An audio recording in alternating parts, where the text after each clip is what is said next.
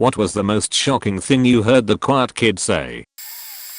Nothing. Let me explain. I took a class with Sun Hui Cho, the Virginia Tech shooter, one semester before the shooting. The class was called Contemporary Horror. It was a one-time elective offered by my favorite professor. We read horror novels, and watched horror films, and discussed the craft of creating scary stories, but also how they reflected, or represented their era's fears. It was a great class. There were only about 15 students, and it was discussion heavy. Cho was one of them. I honestly never noticed him, even in that small class, until halfway into the semester. He wasn't quiet, he was silent. So on the day we all finally noticed him, our professor asked him something directly, and Cho just stared at him. I can't remember the question, but the nature of it meant silence was potentially an acceptable and funny response. So we all laughed, except Cho. He just kept staring at our professor. Our laughter awkwardly died, and after a few moments of uncomfortable silence, our professor just said, "Okay," and moved on. It was so strange. But I forgot about that weird moment until after his rampage. That professor later told me that Cho's papers had been disturbing, but the nature of our course meant the envelope was being pushed a bit, and it had never been bad enough to suggest he'd do what he did. That professor was a good man, and he admitted he struggled with not blaming himself on some level for one, not identifying how severe Cho's mental health problems were, and two, for the graphic and terrible nature of some of what we watched in that class, which may have inspired Cho. He knew that was bullshit, but a part of him couldn't help but feel some blame. It was terribly sad. There was this one quiet girl in my class, and she would never say anything. This was around 3rd or 4th grade, but I would always try and get her to talk. I would be nice, like when she had no paper in her binder I'd take notice and give her some before she can ask. When she was searching for a pencil in her bag I gave her an extra one I had. It was like small little acts. Picking up her pencil when she dropped it, etc. Then at lunch this kid was picking on me. I was short, weak, and very emotional back then. She came out of nowhere and told the guy, "I'll give you 3 seconds to walk away." I was stunned because those were the first words I've ever heard her say. The guy slapped me and she did a straight kick to his balls after that. I was honored and shocked she ever said anything. She never said anything after that, but I did say thanks. TLDR 3rd grade, quiet girl kicks my bully's balls after saying "I'll give you 3 seconds to walk away." It was the only thing I ever heard her say. Edit, texted friend that I did get to keep in touch with from back then. She said that quiet girl moved shortly after I did. She did have quiet girl's number. I called it, and it came up with "this landline is disconnected BS." Now I'm struggling even more. I need to find this girl. The girl I texted though didn't even know her last name. No one really did, I guess. What high school she goes to is still unknown. Where she lives still unknown. All is not lost though. I'm still waiting on a Facebook Messenger reply to see if another girl knows her last name. I did try just typing in her first name on Facebook, and I probably typed Eleanor's name 100 different ways and found nothing. She is not able to be publicly searched on Facebook. Neither am I, but geez, it sucks. I have one last hope, cross his fingers. If you can all cross your fingers with me, it might just work.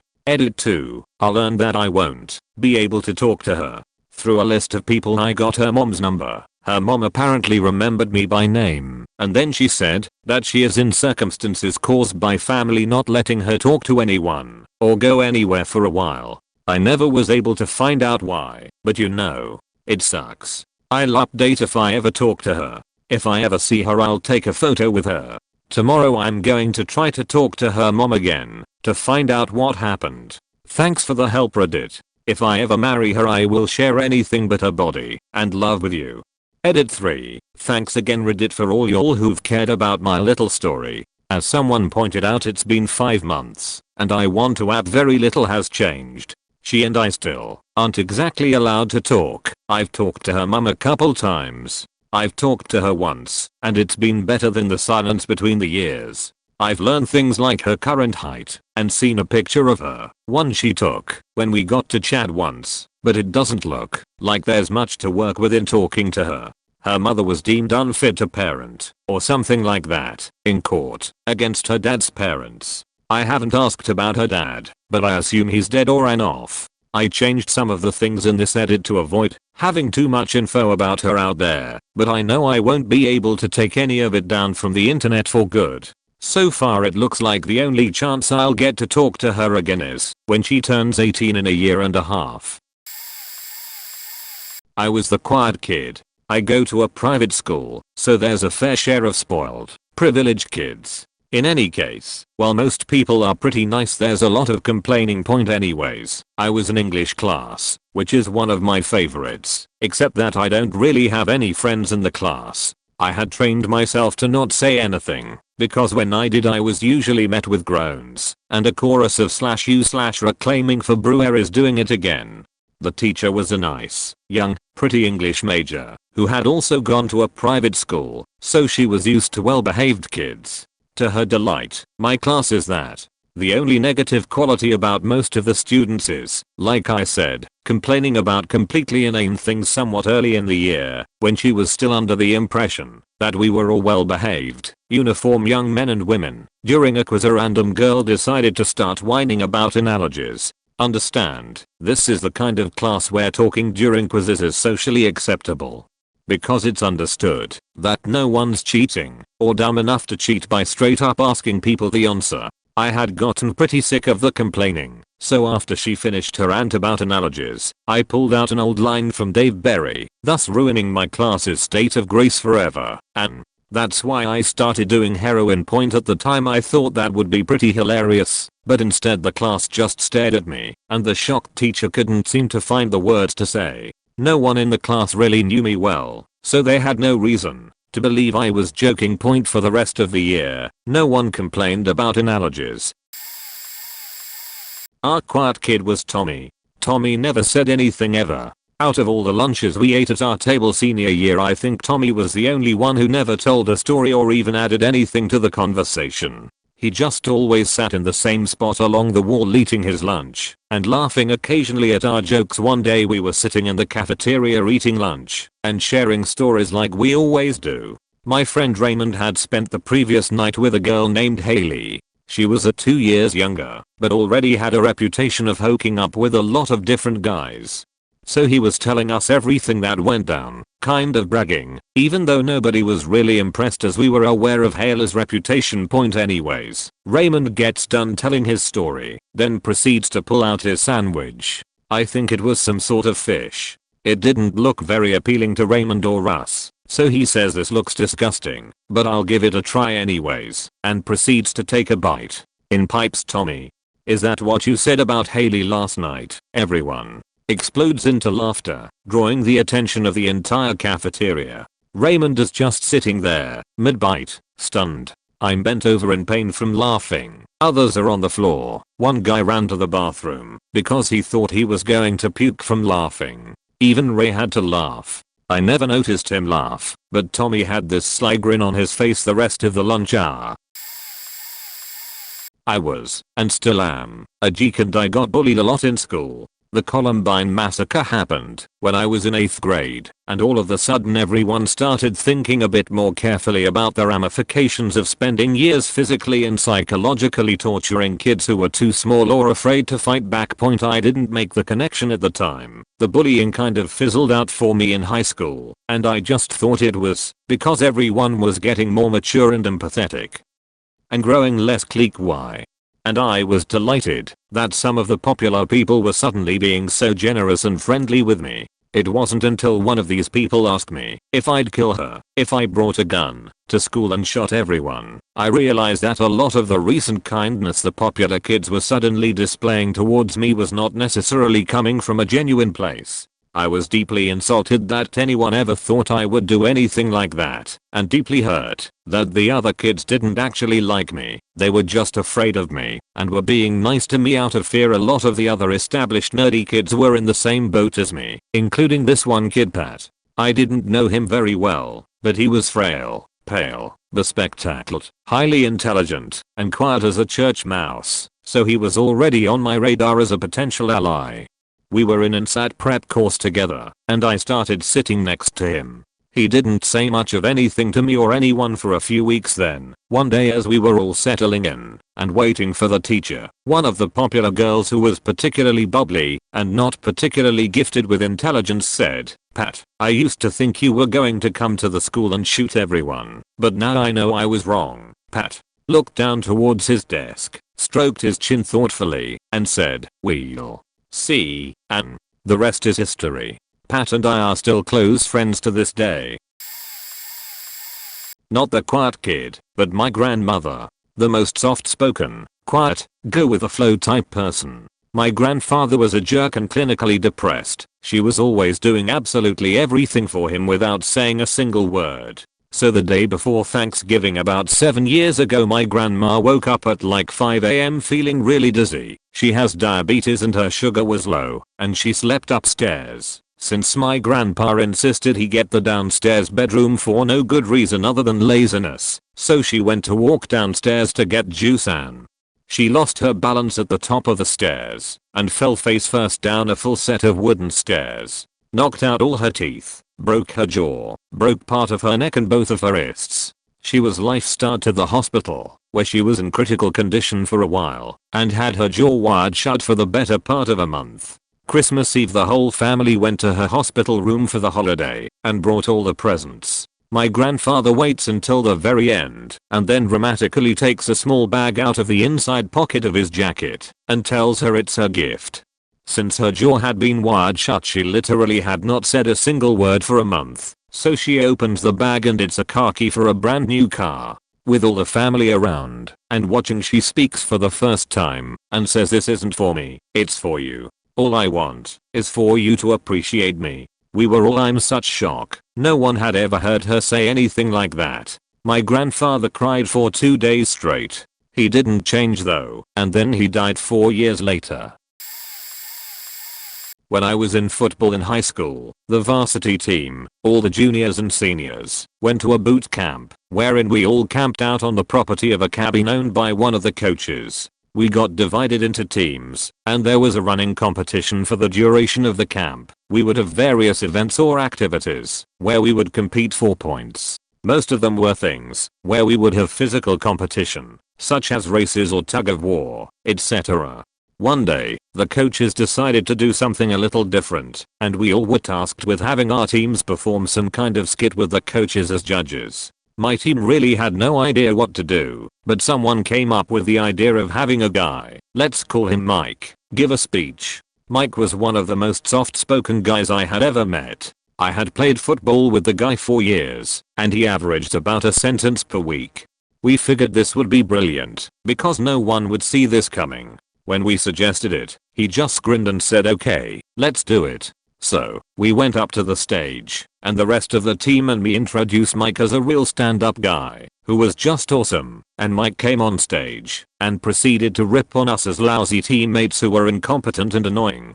Everyone was so shocked at this, that they laughed until they cried, and we ended up winning first in that event. TLDR, convinced the quiet guy to do 3 minutes of stand-up comedy. No one saw it coming. In basic at feet. Leonard Wood, Missouri, or as we preferred to call it, Lost in the Woods, Missouri, we had this stone cold private named Perkins.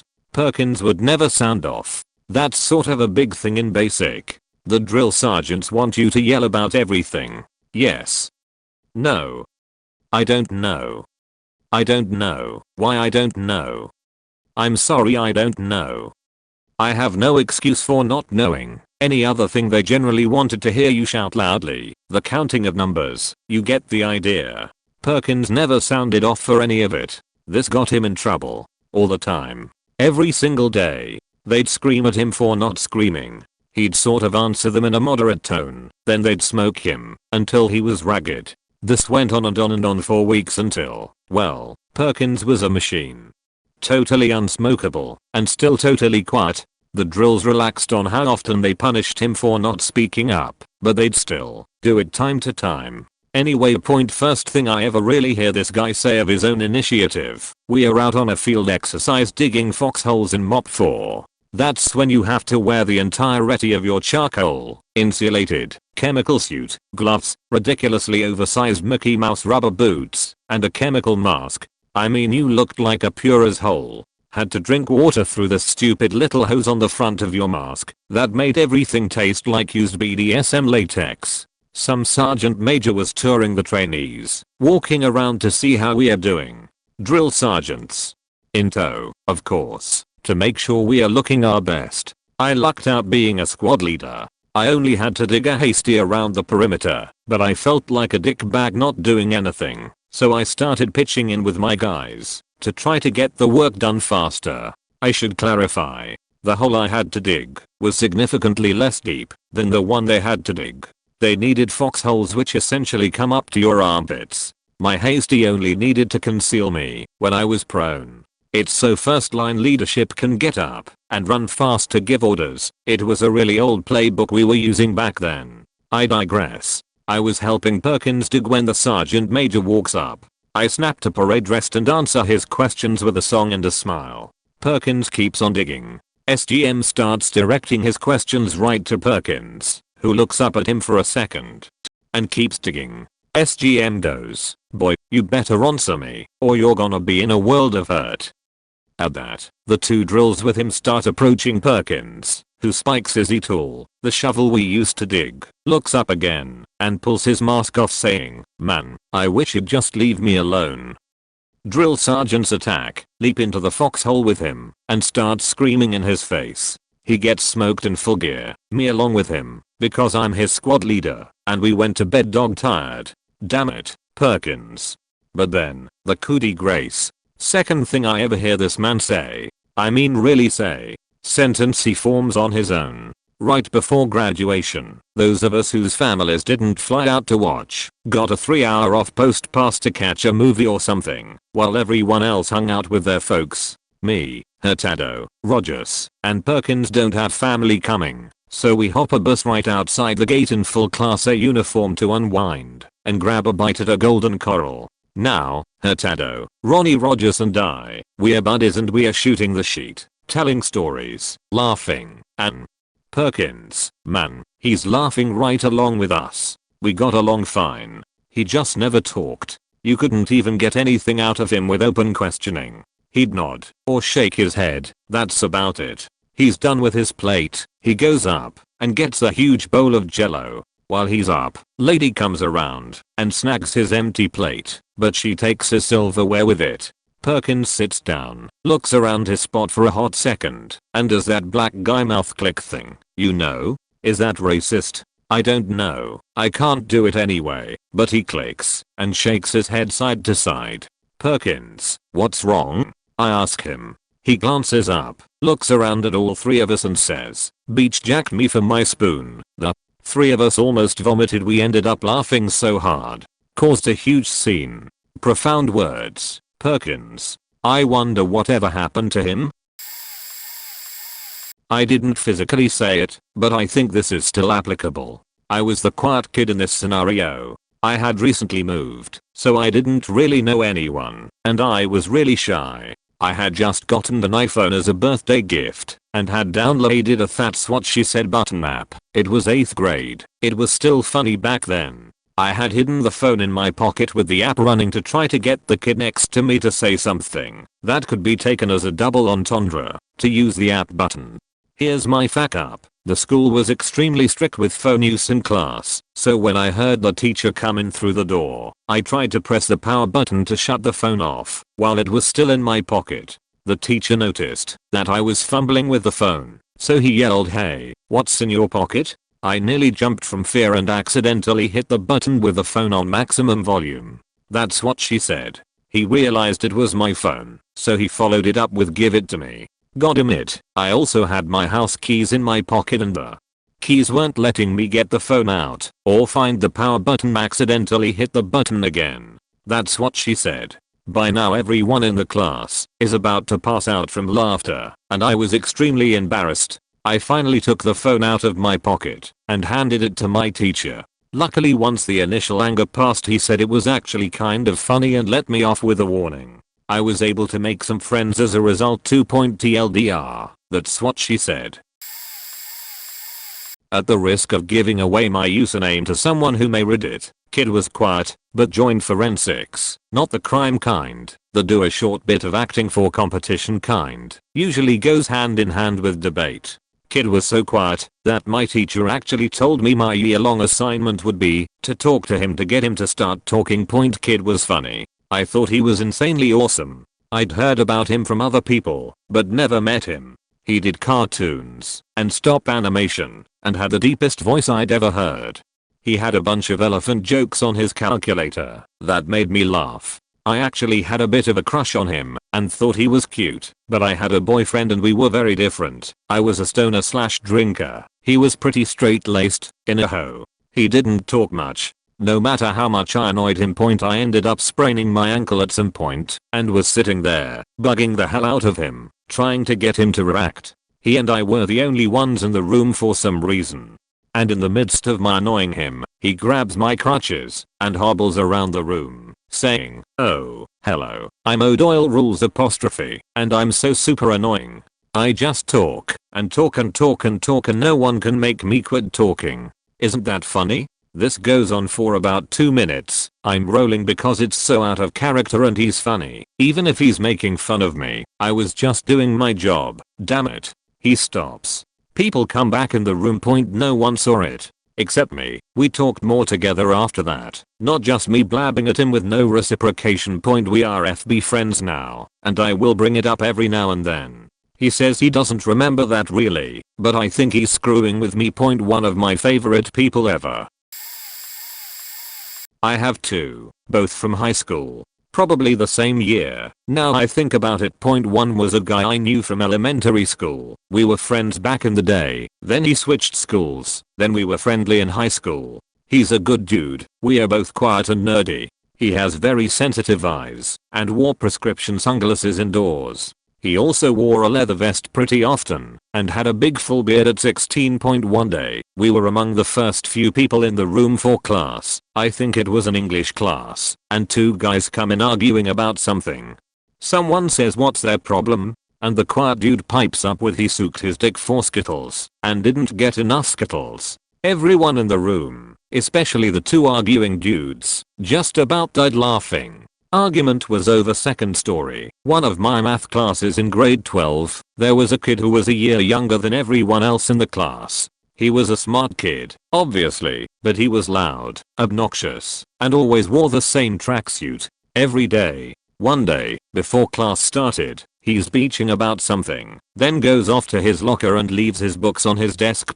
This other kid, who's pretty quiet, though reasonably popular, wanders over to the chalkboard, picks up a piece of chalk, and walks over to the first kid's desk. He leaves him a message on his binder. "I challenge you to a knife fight." Dude had a big grin on his face, and it was obviously a joke. Everyone was pretty surprised. The quiet dude stepped up to play a prank on the annoying guy. We were all starting to giggle, but keeping it together until the annoying guy comes back in.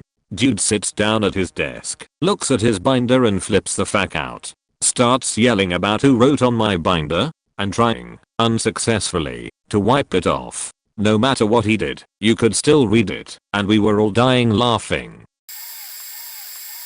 This kid, Mitchell, was tall, athletic, pretty much a jock, but he hadn't spoken since 8th grade. We are seniors now. The story goes, we were in history class and the teacher split us into 3 groups to symbolize the groups of the Holocaust: Nazi, treated very well; regular non-German, ignored; and the Jews. Homosexuals, etc., tormented and humiliated. Mitchell was in the Jewish group, and they had to stamp their fingerprint like 2,000 times on this stupid paper, while the teacher yelled at them saying it wasn't good enough. Meanwhile, I was in the Nazi group and had to stamp my finger 5 times while getting pampered in candy and other treats as you all expected. Mitchell just couldn't understand the education value of this finger stamping and scooped up his books and started to walk out. The teacher proceeded to get him to come back into the room, saying it wasn't 10:45, end of second block, yet. He then silently proceeds to get a stool and reaches for the clock to change the time, but the clock is over a bookcase, so what's the second best option? taking the faking stool and slammed the damn clock to pieces. Yup, you guessed it. He smashed the wall and the clock, leaving holes in the wall and the bookcase. Books fly everywhere, the teacher starts screaming, and all the kids, us, just sit in disbelief. Mitchell yells, "What time is it now?" He walks out. TLDR, jock looking quiet kid doesn't like class activity, smashes wall, clock, and bookcase as he leaves the room. Class in disbelief, teach cries in shock. Worked retail with this cute girl, who was 8 years older than me. She never said anything to anyone. If a manager told her to do something, she would just go off and do it. One day the manager gave us all things to do during our shift until the store closed. I was 18 at the time and had just put in my 2 weeks notice. I brought flowers in for all the women and got the guys I worked with cigs, dip, or beers. I gave the quiet girl a rose when we were walking the aisles and conditioning them, and she flips out. She goes missing for the last 30 minutes of the shift, and my manager's shrug it off. Midnight rolls around and we are all standing outside smoking and talking about the shit we've done working in that hellhole. Civilians. Called Mart. I walk to my car, and when I open my door, quiet girl is sitting in her car, which is parked right next to mine. She rolls the window down, and before I can get into my car I hear a sweet little voice ask me if I want to burn one down, smoke a joint/blunt, etc. This girl hadn't said a single word to me or anyone else at that store in over 3 years. I'm standing there with a cig in my mouth like a deer in the headlights, and she says, "I'll make it worth your time." I get in, we blaze up for about an hour, and as I grab my lanyard for work, she asks if she can give me something to remember me by, and tells me to hold my hands out and close my eyes. The second my eyes are closed, she kissed me and puts my hands on her waist. Fast forward 3 months down the road, I come to visit my old coworkers after I finish my shift at my new job and find out that the storm that hit my workplace not 5 minutes ago had just passed through town. I come inside and my old manager hands me a flashlight and tells me to go looking for quiet girl. I walk the aisles looking everywhere for her, and then I hear a crash in electronics. I pull out my knife in case it's a customer that stayed behind to steal, and when I jump over the counter I see quiet girl sitting there with this huge smile on her face. She jumps into my arms and clings to me for dear life. We end up staying there and fool around for about half an hour, and then we get dressed and walk to the CS desk and explain that something had fallen over and we were picking up the pieces of what had broken. I give her a ride home, and from that dark and stormy day in 2012 until this day, we've been dating and even lived together. TLDR, quiet girl is quiet. I leave new job at end of shift to visit old coworkers. Quiet girl and I end up together. The end. Greg was this quiet guy in high school that I would see around the hallways every now and then, fairly sparse considering it was a school of 800 or so. I had my circle of friends that met at lunch and chilled at a table off in the corner. We weren't antisocial, we just had a really good table. One day we were eating our lunches and Greg just takes a seat at our table and said absolutely nothing. I forget which of us had a class with him, but one of us knew his name was Greg. He sat there in the chair every day with his back to the lunchroom. He was completely quiet for days except for laughter at our jokes. He became part of the crew. We stood up for him if people gave him shit, but since he was so damn quiet nobody really noticed him. One day one of us kept staring at a chocolate milk that was unopened and on the table, left from a lunch. Greg sat there staring at it as well, slouched in his chair eating his lunch. Conversation began on what to do with this milk that was chilling there. I reached for it to feel if it was cold and Greg snatched it first. He opened it, took a glance at it, and threw it over his shoulder.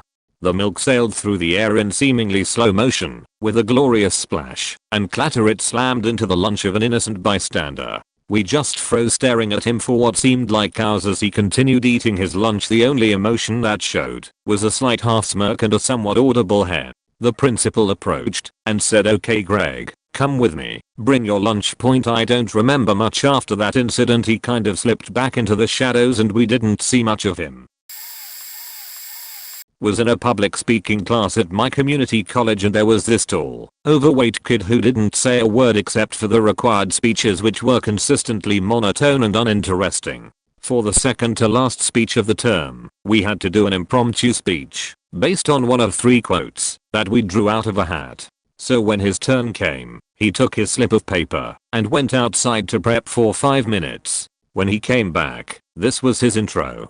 In a world where infidelity is less and less surprising, and stereotypes and sexism run rampant within our society, many have come to resent the opposite sex. There's even a saying that goes, women can fake an orgasm, but men can fake an entire relationship. Today I'm here to explain why this is false. Men can fake orgasms too.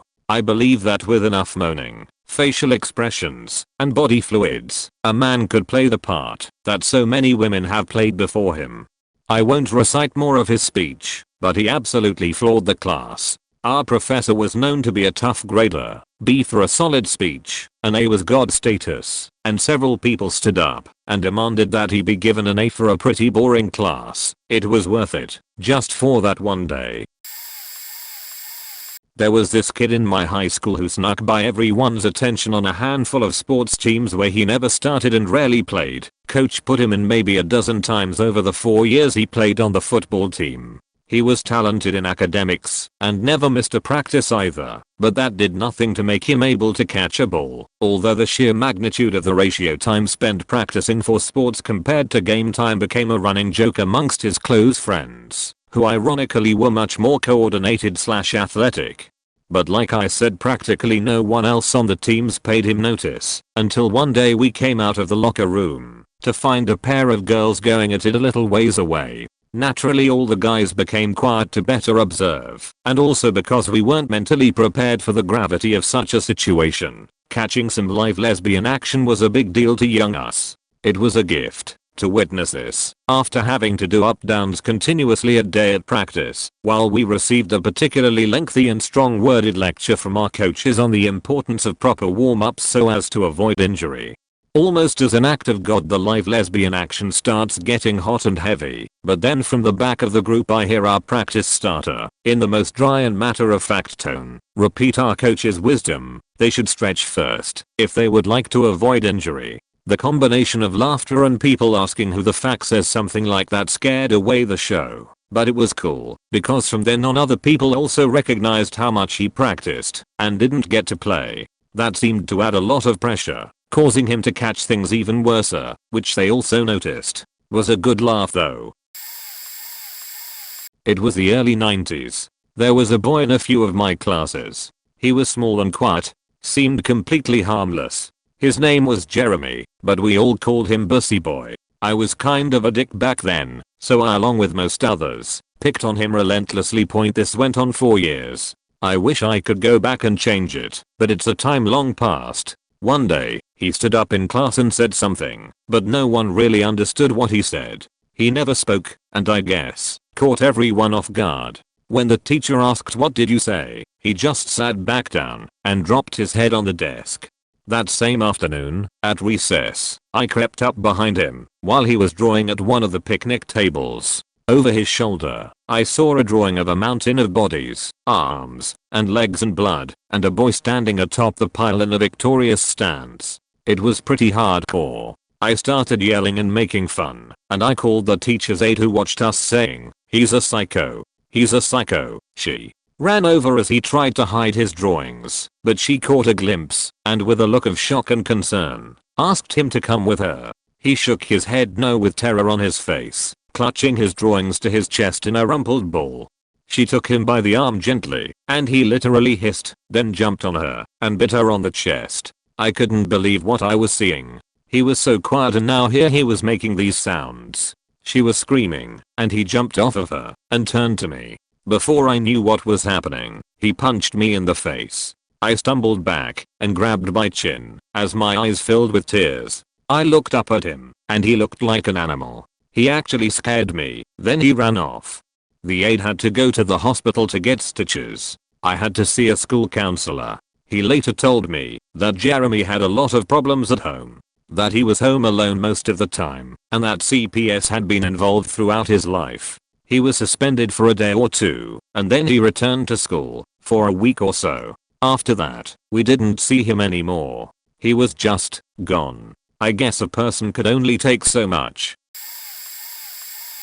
final year of A-levels, like US version of high school, and there was a kid that had hearing aids, was a bit simple, and talked to himself a lot, had no friends etc. We all kind of just stayed away from him due to social pressure, I guess. Thinking back, it's pathetic how we all acted, but that's hindsight, I guess. Anyway, yeah, nobody knew him at all basically. We had this kind of cheesy talent show thing we did across all years, at the end of every 2 or 3 years or something. Basically whenever the school would shell out for it, all the parents would come. We'd have professionals come and do the lighting, a DJ setting up all music we used, and control the sound etc. It was kinda cool actually, like a really low budget Britain's Got Talent or something. Everything from guitar players to singers to poetry to Broadway to comic sketches, all about 3 to 5 minutes each, if that point anyway. This kid is the last act, and all us older students are stood in the back of the hall trying to keep quiet and just watching, and we are like, what the fuck, what's he gonna do? All. The lights go out, and about a minute later, bam, a spotlight on him, center stage, behind a drum kit. We are like, isn't he deaf or something? What? Proceeded was hands down the single greatest drum solo I've ever heard. This kid went, faking David Grohl on us, spinning sticks and all, and we were just blown the fuck away. He finished, and did a cross with his sticks as he stood up, and we just went apeshit in the background cheering. We stormed the stage, hoisted him up, and carried him out like a hero. We all asked him where the fuck that came from, how did he learn to play so well, and basically the first line we'd ever heard him say was, I try. Faking. Legend. Shame that he sort of got noticed literally the last day of school year. Not actually heard, but said it myself. Everybody in class told me I was terribly dumb for doing so, but congratulated me anyways. In my 10th grade of gymnasium, German equivalent of high school, we had economy. Our teacher, well trained, teaching pen and eco, used to travel the world in his spare time, and sometimes told stories about his adventures. For example, you can find Nutella anywhere in the world, and sharing it is the best thing, to make friends with strangers. Stuff like that. One day when he held a presentation, I was sitting in the first row of the classroom as often. He used his private laptop. When the presentation was finished and everyone went back to the white noise of talking that emerges in that kind of gap between tasks, one bad-mouthed comrade noticed our teacher's background picture. The picture showed our teacher in Batman pose on the edge of one of those ever-burning pits in Turkmenistan. http://www.dailymail.co.uk/during dawn. So one of my comrades, as we loved him, made the inevitable joke, "Did you go to hell and beat up the devil?" The white noise rose above our head. Everyone was fascinated by our daredevil teacher and his expeditions into the depths of no man's land. As everyone talked and babbled, I dared to say something more to myself than everyone else. "No, he is Satan, Silencio." This time I didn't realize the white noise had toned down. Nobody was talking, and I, the nerdy guy everyone thought would creep up every teacher's ass, just called him the ultimate evil, the Dark Lord. Silence. Then everybody laughed. Not even the teacher was mad, although I still got some sort punishment. From this day on I had a nickname. Every time I visited class from this date onwards I would be called Satan myself. For I am the fallen lord, and shall bring darkness above you all. Ha ha ha ha ha ha ha ha. There was this kid named Kevin. Throughout all of middle school, he never said a word, never responded to teachers, and just quietly stared at them. He did all his work though, and was a pretty good student, so teachers just let him be. His expression never changed, ever. It was always very stern looking, like how a surly old man would look. Rumor had it that he'd quietly whispered a sentence once to the studio art teacher, and that his voice was super cartoonishly high-pitched. Who knows? Near the end of 8th grade, a couple of the popular, attention-whoring, class clowns, Nick and Aaron, were pestering Kevin in English class during the morning announcements. I sat to the right of Kevin. Nick sat in Kevin's row directly behind him, and Aaron sat to the left of Nick. Nick and Aaron's annoying pestering wasn't anything out of ill intent. They were trying to coax Kevin into talking as a sort of friendly gesture, to reach out and include him. But he wasn't having any of it apparently. After about 5 minutes of them talking to him, and Kevin just sitting there, staring straight ahead, expressionless, I watched Kevin suddenly whip around, channel his inner spirit camel, and hock a huge logie in Nick's face. I'm talking a full-on mucus rocket. He shot R into your next warning glare, before turning around again.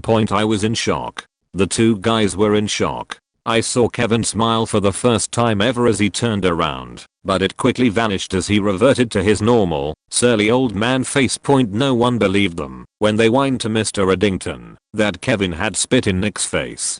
Reddington wasn't having any more class clown BS and told Nick to sit back down and stop blaming poor Kevin, who'd never do anything like that. Like a pro, Kevin's steely composure never broke. I, alone, saw it all go down. I could have said something, but, man, I figured I'd let Kevin have this one. Bravo, Kevin, bravo. In my senior class there are two mute guys who chose to be mute. Earlier this month we went to Central Park in Manhattan for a school scavenger hunt. One of the mute guys was on my team. Let's call him Michael. Michael isn't quiet per se, he is actually quite social through texting and writing. He would primarily communicate to just about everyone by writing notes. I'm pretty sure that he talks directly to my guidance counselor through his voice. So onward to the scavenger hunt. We had about an hour after the hunt was over for lunch. He and me decided to get Chipotle as well as my architecture teacher. My architecture teacher was making small talk, and it was awkward, since Michael doesn't talk. I believe that any group should have 3 people in them, but at this certain situation it felt like 2. It was my turn in line to order, and I go with the usual pork BBQ burrito. Just as I was done it was his turn. And for the 3 years that I have known him, the only time I heard him speak was to the Chipotle employee who asked for his order. I was absolutely blown. It was a gift from the heavens to hear him speak, figuratively. I was probably more surprised by the sound of his voice, which sounded awfully a lot like mine. I closed my ears to protect its auditorial virginity.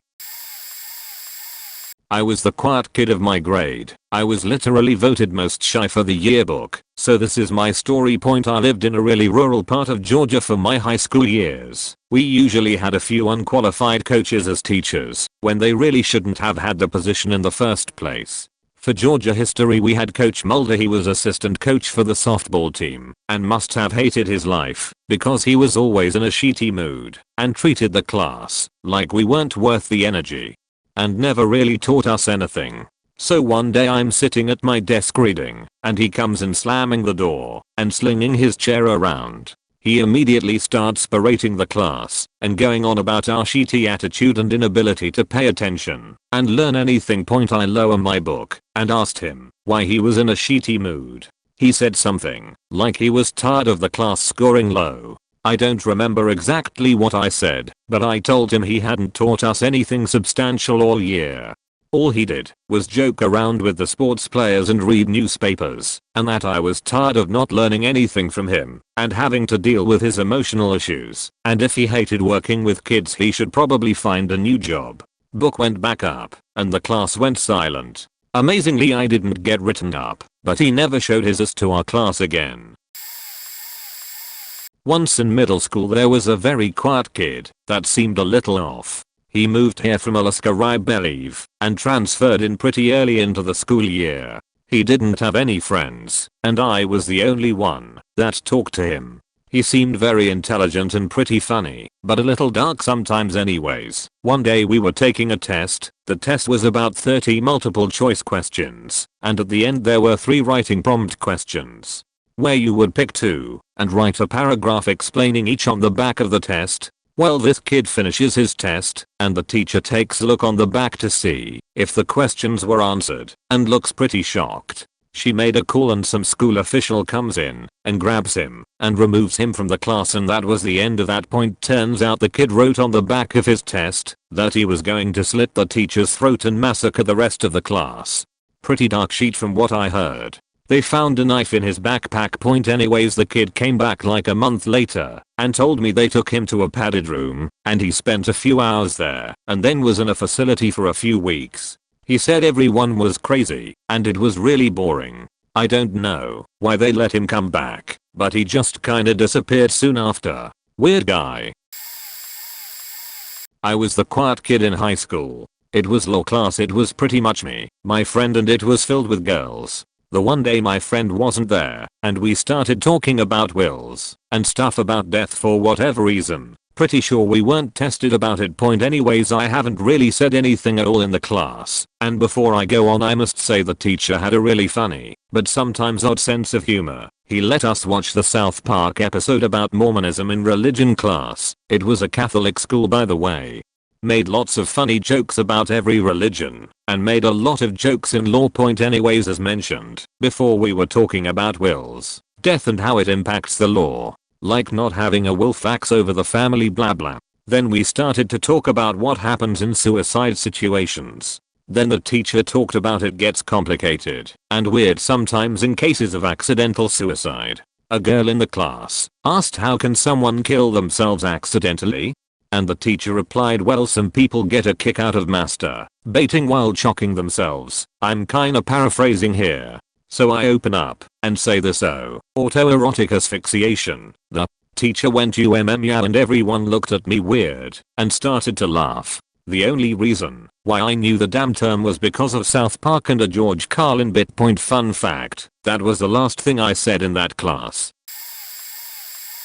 Not even gonna lie, these were me, and I'm not ashamed of them, because they are moments of comedic perfection that exist within the confines of reality. Point one day, while sitting in my high school mythology class, the teacher was telling the abridged version of the story of Oedipus.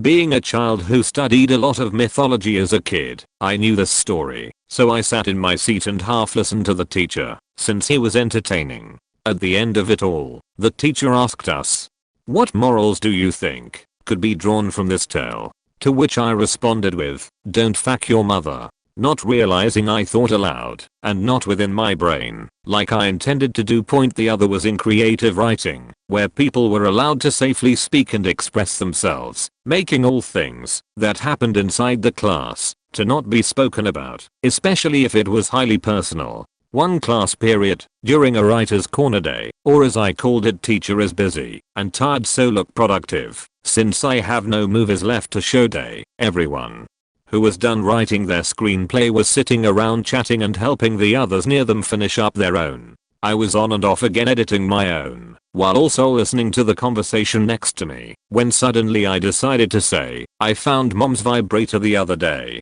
Which happened to be the moment the stars aligned, and everyone's own audio related happenings seized up, allowing them to hear such a random and outstanding statement. Point I still chuckle at these moments from time to time. There are more, but I don't remember all of them, sadly.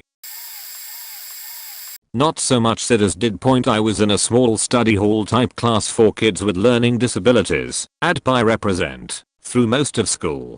These were pretty small classes, usually no more than 10, and they tended to have an interesting assortment of people in them. Point one was a guy who was squily and kind of annoying, but generally a good guy. He liked to screw around making simple little video games on the computer. There was another person in that class with us, the quiet person.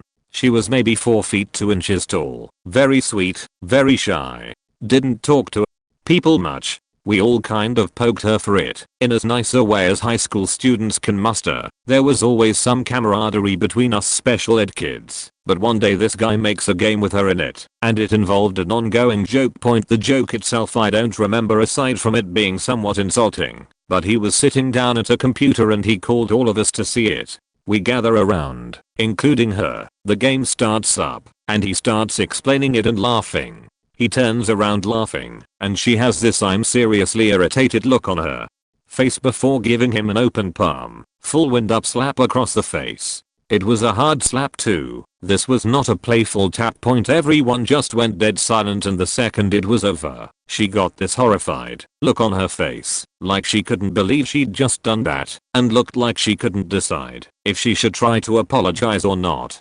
She opted for walking away. We just stood there in stunned silence for about a minute before absolutely falling apart laughing. Even he did. Point he didn't make any more jokes about her after that. I do wonder where she is these days. While working at Burger King in a small town in Kansas, I met the most mysterious kid of my entire life. Point I had been working there for about a year with my 2 best friends when he got hired. Me and my friends worked at back all the way through high school just to make money for beer or weed or whatever. Anyways, this kid gets hired out of nowhere. He said his name was Daniel Anderson. He said he was 16. He rarely spoke, and when he did, me and my friends listened. We were trying to figure out what his story was. We ended up piecing together that he was from out of state and had worked one day at a Taco Bell when something big happened at home involving his parents. We never got what happened, but he did tell us he lived alone in a house in our town, which at 16 was weird, especially since he should be in high school, and he never was. Anyways, those things we learned about him took months to get out. I'm talking a sentence a week at most. Anyways, 3 main things happened before he suddenly disappeared. The first happened when the power went out at our back. My buddy and I were standing outside watching cars panic and try to figure out what to do because the stoplights were black. Daniel walks outside with us and just stands there. After about a minute he bent over, grabbed a stone the size of D battery, and says to us, "I'll chuck this at a car if you guys don't squeal." The second thing that happened wasn't all Daniel's fault. Daniel got put on front counter for the evening, which in my opinion was a bad idea, no, because he didn't talk. Anyways, some lady got super pissed because he kids got shorted on chicken nugget or something and started freaking out. Daniel put his thumbs in his waistband, leaned back against the wall, paused and then screamed, "Calm the fuck down." Beach. We all just froze. The lady cried. Daniel finished his shift in the kitchen. Last thing that happened was a confrontation between 2 employees. One we called Tank because he was big, like 6 foot and 280 lbs. He was like 40 and had a steel plate in his forehead. That matters for the confrontation. The other guy was a small kid we called Jesus because his real initials were JC. Anyways, these 2 got into an argument in front of Daniel. Tank picked up Jesus, brought him to eye level and head-butted the shit out of him. Knocked out Jesus. Daniel just smiled, then grabbed a fry out of the bin. They questioned Daniel about the incident because on camera they had Daniel watching the whole thing happen. Daniel didn't see a thing. About a month later he was gone. Never saw him again. TLDR, my friends and I worked with a teenage gangster who we believe was in the witness protection program. I don't really have a direct quote, but I do have a story of my town's quiet kid. There was a kid in my town whom I'll call Andrew. I first met him in kindergarten, and he was the kid in our class who was constantly getting in trouble. By 1st grade he was gone. In a private school, I later learned he returned to public for middle school, but was completely different. Instead of getting in trouble for talking, Andrew hardly said a word, and he was a genius at math and science. No one much tried to talk to him, and occasionally he would ask weird questions in class, but that's all. I moved away just before my freshman year, but I returned to visit a few years later, and my friend told me this story. My friend and Andrew are both on the school's cross-country team, and one day my friend, who has a car, gave Andrew a ride home after practice. After dropping him off at home, he realized that Andrew had left his bag in the car. He texted Andrew to tell him, but there was already a text instructing him not to open the bag, as it contained concentrated THC, or wax, and it could make him violently high. He was told to throw the bag over Andrew's back fence and leave. I guess it emerged over the next few months that Andrew used just about every drug you've ever heard of, and was now using his science skills to make his own drugs. My friend showed me a text conversation where Andrew was high and insisting that he was a duck and couldn't be convicted otherwise. Large nice guy with a beard in my App Gov class and App English class senior year. All around quiet and stutters in a deep voice when he does speak. Very intelligent. Our blissful English teacher had us present our independent novels with a poem we selected relating to the story and art that does the same thing. Fear the beard is up. He picked The Stranger. He tells how the main character basically gave 0 facts and gives it in a tone that indicates the same. For his poem, he starts this. Live in easy love in free season ticket on a one-way ride asking nothing leave me be tacking everything in my stride don't need reason about this point when everyone is looking at each other unable to breathe. This motherfucker is reading Highway to Hell and has the gall to read the last verse. Then shows a painting that took $20 and a sewer rat to make a grey canvas that sold for $1 million. And then soapboxes about how that money could be used to feed 10th number of starving children in a year/month/week in a slide all its own. And ties it in with how the character doesn't give a fuck. My sides have never hurt so much from presentations TLDR bearded. Benign behemoth reads Highway to Hell and soapboxes starving children in English class presentation to illustrate giving zero facts. Middle school band class, I played the cornet and sat next to Robert, a disarmingly quiet and, upon reflection, suspiciously large 8th grader who played the euphonium.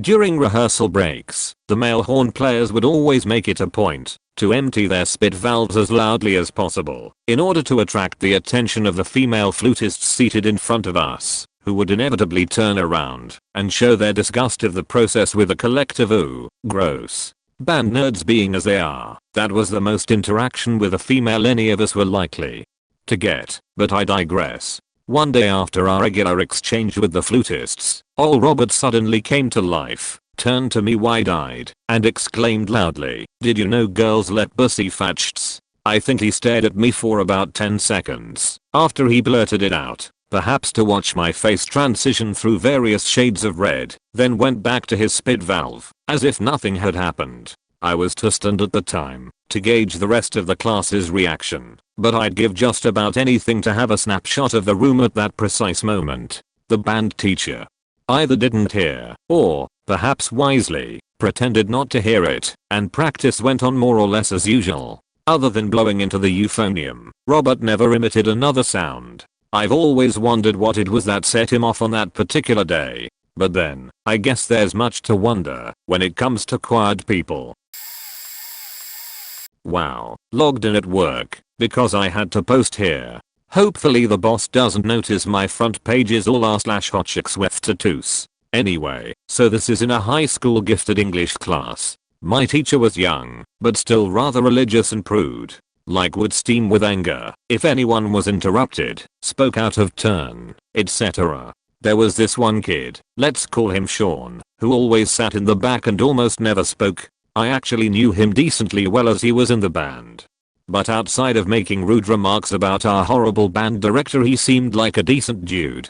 Probably browse/b/ a lot, but hey, we all did. Anyway, the setup. My super prid English teacher brings her daughter to school one day. This daughter is like if the faking devil spawn had twins, but then one died so all the evil had to be compressed into one body. She would never shut up. She would knock things off of desks spontaneously and respond to any criticism by teacher or student by throwing a tantrum. For a day it was like I was watching the worst episode of Teen Moms, except that the mom was around 30 and it was a high school classroom. It was obvious that Sean in particular hated this little girl, and the girl noticed this and would target Sean with her shenanigans. So about 2 weeks later the teacher is sitting there complaining about her kid at the beginning of class, and suddenly there comes Sean's drone-ish voice from the back, "It's never too late to get an abortion." The tension in the room could have been cut with wet paper, and only got worse when she made him repeat it. Needless to say he was suspended immediately.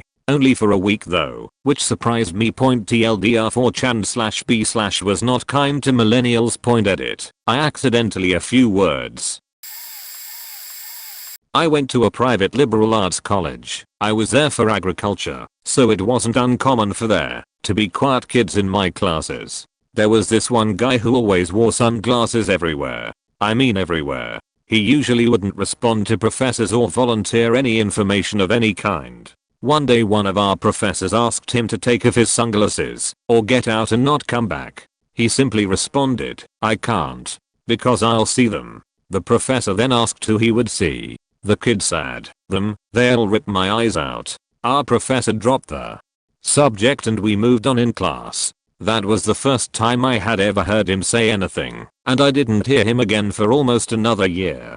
The second thing I ever heard him say was even creepier. One day we were on the sidewalk at the same time and he asked me if I was going home that weekend. I said no, and he told me I should really consider it, that it would be for the best. I ended up going home, and when I checked my Facebook that Friday evening he had posted a Facebook status It was a rant about how badly he was treated and that he was going to do something about it. His next status that he immediately posted after the first said that he had made a bomb, knew when and where he was going to use it, and that he had already sharpened his sword and knew where some certain people would be. I contacted my dean in the police department right away. He ended up not having a bomb, not that I found out about anyways, but there was a sword found in his room. I never saw him again after that, so I assume he got kicked out of school or left or something. Another quiet kid chiming in here. I have 3 stories for those still reading a 14-hour-old thread. First met my group of high school friends, and one of them was pretty cute and somewhat flirty. We were throwing a stress ball around, and she caught it and stuffed it in her shirt. Hadn't said much at this point, but the sort of group leader, main instigator, says I'm not going in after it. I look at him, look at her, do a quarter turn on my heel, and start walking up to her and say fuck it, I'll do it. She coughed up the ball, but the general reaction was holy shit. He was gonna do it. For the record, I don't think I cold actually pulled it off. Still sorta renowned for being quiet, hanging out with a couple friends on a spare period with no class, and one turns to the other and says I really like a girl, and I know she knows, but I just don't know how to say it. So I look over at him, and he's quite a bit taller than I was at the time, so I stretch myself up and look down, and go yeah, I like you. Now on your knees, beach. You have to say the last bit like a late 90s rapper would. If he were a 5 feet 4 inches 110 pounds Canadian kid. Both my friends stopped dead in their tracks and we were almost late coming back to class because they were laughing so hard. Number 3, enter my senior year. This cute transfer decides I'm weird and funny and befriends me. I'm intensely in love with this girl after a week because high school. Super beta, so didn't say anything. So we are all hanging out and she walks up behind me wearing a knee-high skirt. I say hi and she wraps her thighs around my head. Being the king of the Stonewall, I make no reaction. My friend across from me looks at her and asks, do you think he's enjoying this? So she asks me, well, are you? I just keep the Stonewall face on and say I'm not complaining, am I? And that's when she smacked me.